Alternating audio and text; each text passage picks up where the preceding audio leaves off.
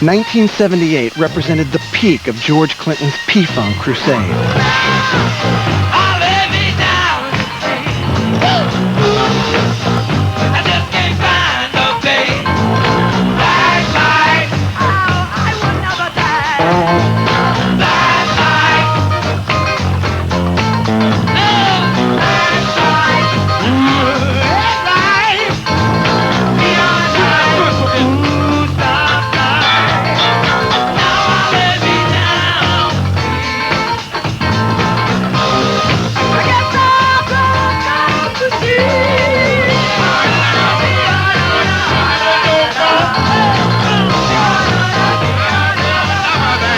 After a steady stream of successful records, Parliament's Funkenteleke album went platinum in 17 weeks, while Funkadelic stormed to the top of the R&B charts with One Nation, Under a Groove. They were selling millions and millions of records.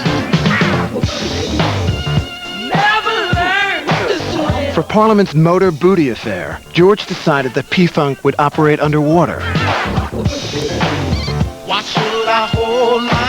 At a time when rock was battling disco for space on the pop charts, George Clinton and his gang took the low road. P-Funk had a duty to your booty. Both the Uncle Jam Wants You album and the danceable single Knee Deep were big hits. But the pressure on George was taking its toll. Lots of money was coming in, but more money always seemed to be going out. George announced a tour of smaller venues, without all the props and fancy costumes. We was tired of going right back out there with the same glitter on again, so we called it the anti-tour. Probably because we lost money. So we had to keep working. Everybody had to get to the show the best way they could. They had no roadies, they had to get their own stuff there. No limos, they had to get their own costume. Some people didn't want to go. They call it the dog food tour. Can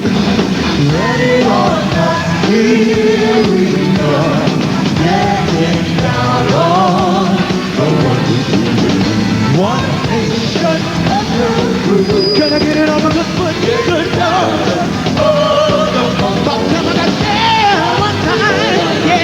In 1979, Clinton announced that he wanted to retire from the grind of touring to concentrate on producing. He moved to a country retreat outside of Detroit. So it's time for me to concentrate on making the records, keeping the record thing happening. And I thought I had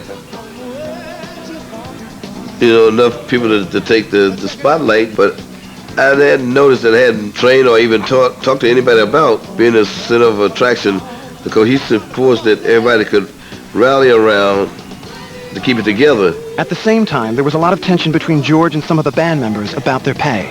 I'm working for you, I want my pay. You work for me, you want to get paid. That's all. So you get sick of that. And you say, okay, bye. Everybody was saying they didn't get their monies from writers or something that Westbound was in control of. I was never in control of that. They pretty much know that that's what happened. They all could go by and borrow something from him, but he always told them that I had it. The P-Funk empire was starting to fall. The band thought that George was collecting their music publishing money. George said that the record labels had it. Everyone was pointing fingers at everybody else. He was going through bad times. That's when the band had split up. The original band members, Calvin, Ray, Gary, and Fuzzy, had just left. Everybody was at that point separating. So that's when that publishing situation had happened and nobody was communicating. In a deal with CBS Records, George started his own record label and signed Bootsy's childhood friend, Roger Troutman. But Roger sold the album that George had produced to Warner Brothers without his permission. Roger took the tapes, CBS tapes. He had already did the liner notes, took the pictures for CBS and everything. The exact same liner notes and pictures was then given to Warner Brothers. And CBS already had them. So they thought that I did it. They thought that I was in cahoots with him. George sued Warner Brothers and got Funkadelic out of their contract.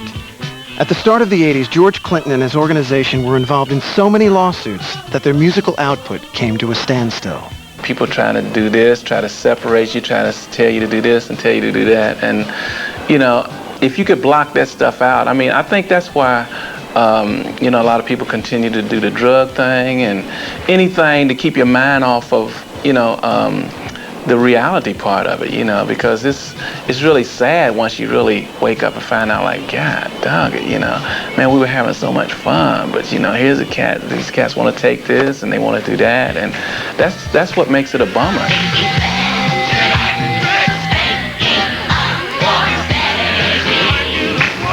As they toured the States, the band's paychecks were getting smaller and smaller.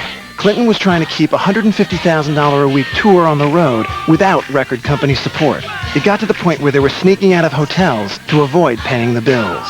What goes up must come down, you know, and it was time for us to take a break. In 1981, in Detroit, Parliament Funkadelic played their last concert. After the show, there was no money left to pay the band. Everyone got $20 and a bus ticket home. It looked like the end of the road for George Clinton. He had plunged from the top of his game to the bottom. It would be a long, hard climb back.